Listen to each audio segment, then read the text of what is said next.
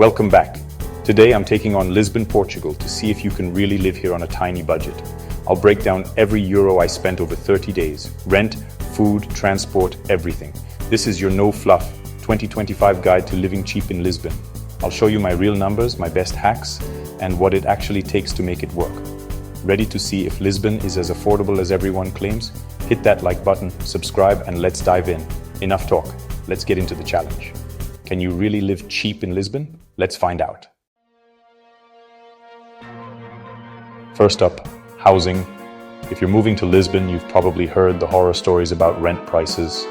It's the first thing everyone worries about, and for good reason. Finding a cheap place in Lisbon is tough. The city's gotten super popular and it feels like every apartment is snapped up before you even finish reading the listing. Online, rents look sky high. 1,200 euros for a studio? No thanks. Even tiny rooms in the city center can cost a fortune, and the competition is fierce. I almost gave up, but I dug deeper, scrolling through Idealista, OLX, and Facebook Marketplace for hours. I set up alerts, refreshed pages, and messaged anyone who seemed even remotely legit. The trick? Skip agencies, message locals directly, and look outside the touristy center. Agencies charge big fees and often list the priciest places, so going straight to owners saves money and hassle. Neighborhoods like Benfica, Amadora, or Almada are way cheaper and just a short ride from downtown. These areas are less flashy, but they're full of real Lisbon life, local bakeries, and friendly neighbors. After dozens of messages, I finally got a reply from Maria, a lovely landlady in Benfica. She invited me to see the room, and I could tell right away it was a good fit, simple but welcoming. It wasn't a private apartment, but it was clean, had a window for sunlight, and was just a 5-minute walk to the metro. The building was quiet, and the roommates seemed easygoing. The price? 450 euros for the month, all bills included. That meant no surprise costs for water, electricity, or Wi-Fi, just one simple payment. That's less than half the city average. Most people pay over 1,000 euros for a one-bedroom, so finding something this affordable felt like winning the lottery. If you're willing to share and live a bit further out, you can find rooms for 400 euros, 600 euros. Shared apartments are common here, and it's a great way to meet people and save money. Couples wanting their own place should budget at least 800 euros, 1,000 euros. Private apartments are pricier, especially if you want to be close to the action, but deals do pop up if you're patient.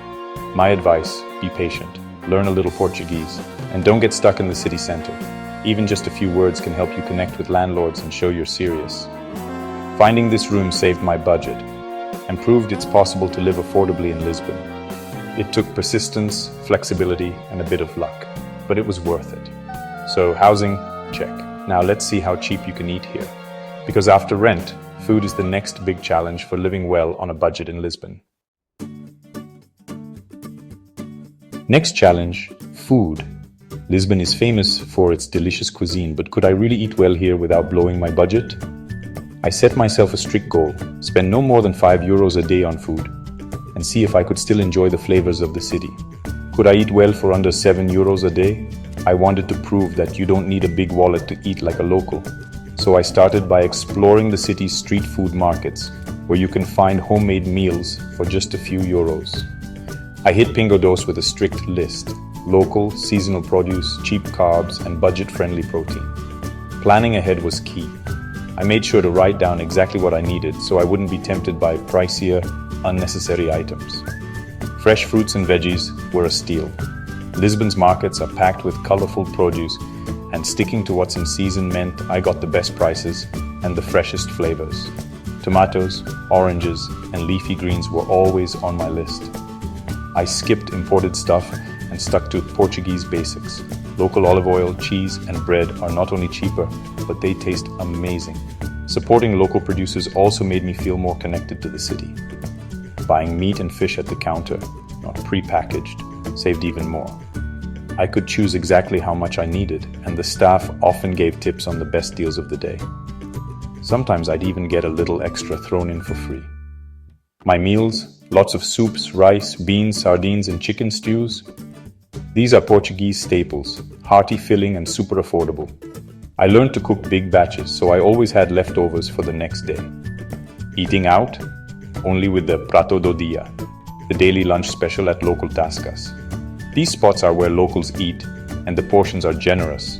It's the best way to try authentic dishes without overspending. For €8, €12, you get a full meal, drink, and sometimes dessert. But if you split your days between eating out and cooking at home, you can keep your daily average way down. I'd often share a meal with a friend, making it even cheaper. I'd eat a big lunch out, then cook a light dinner at home. Simple salads, omelets, or leftover soup kept my evenings easy and affordable. This routine helped me balance nutrition, taste, and cost. My total for groceries? €185 for the month. Eating out them €60. That's with plenty of variety and no skipping meals. Careful planning and a little creativity made it possible. That's €245 total, about €8 a day for all meals. If you're even more disciplined, you could get closer to €5 a day, especially if you stick to home-cooked food and shop at local markets. The secret? Cook at home, shop smart, and hunt down those lunch specials. It's all about knowing where to look and being willing to try new things in the kitchen. Food in Lisbon can be incredibly cheap if you're strategic. With a bit of planning, you can eat well, enjoy local flavors, and still have money left over for dessert, or maybe even a glass of Vinho Verde at sunset. Lisbon's hills are no joke. Seriously, they're some of the steepest I've ever seen. Walking up and down all day would be exhausting, so having a reliable public transport system here is an absolute lifesaver, especially if you want to explore every corner of the city without breaking a sweat or your budget. What's amazing is how seamlessly everything connects. The metro, buses, trams, and even ferries all work together under one system, so you can hop from a train to a tram to a boat without any hassle. And the best part? You only need one card for all of it. Just grab a Viva Viagem card for only 50 cents at any metro station or kiosk.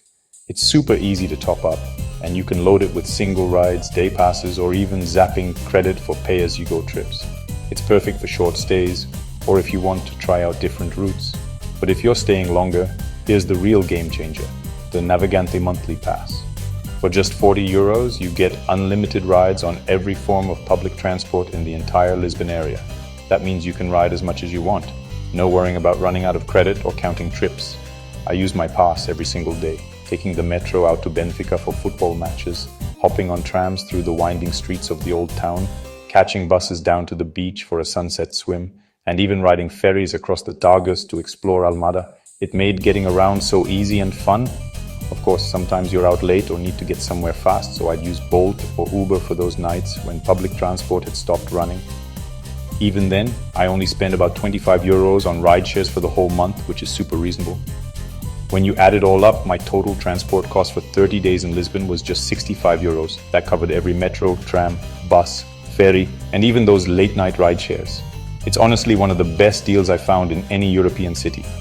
That works out to just a little over €2 a day, less than the price of a coffee, to go absolutely anywhere in Lisbon whenever you want. It's incredible value for the freedom it gives you to explore. So here's my pro tip. As soon as you arrive in Lisbon, head straight to a metro station and get the monthly pass. It's hands down the smartest way to see the city, and you'll thank yourself every time you hop on a tram or metro without worrying about the cost. What about utilities and internet? My rent included all bills, but here's what you should expect if yours doesn't. Electricity is pricey. Budget €40. €60/month, more if you use heaters or AC. Water and gas, €15, €30 each. High-speed internet, €30, €40/month with great coverage. Total for a small apartment, €105, €150/month. If you can, find a place with bills included. It's simpler and protects your budget. For this challenge, my cost was €0. But always plan for at least €125/month if you're renting solo. Fun on a budget? Absolutely. Lisbon is packed with free things to do. Wander Alfama's streets, catch sunset at a Miradouro, or relax in Jardim da Estrela. Many museums are free on Sunday mornings. Just show proof of residence. Beaches like Carcavelos and Cascais are a cheap train ride away with your transport pass.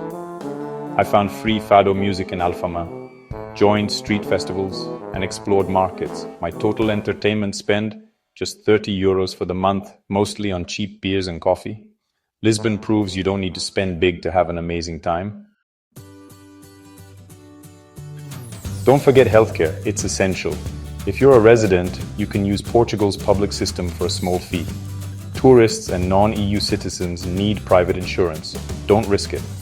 I got a basic plan for Euro 45/month, which covered emergencies and gave me peace of mind.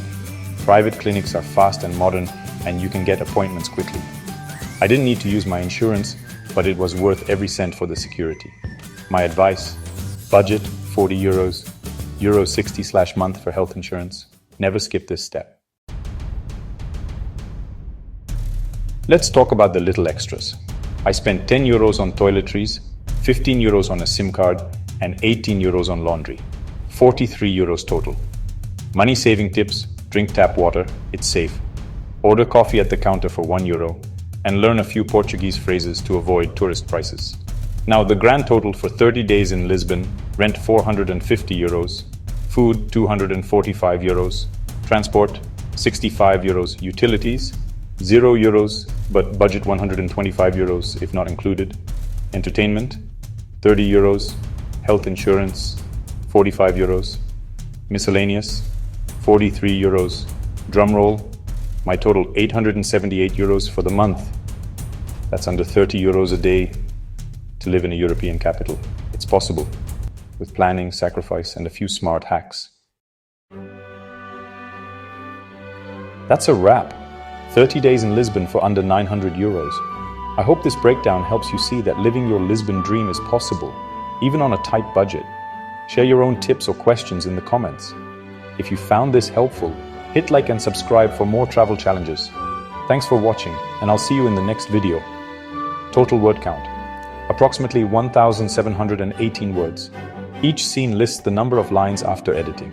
Fluff removed, scenes tightened, and the script is ready for a fast-paced, engaging video.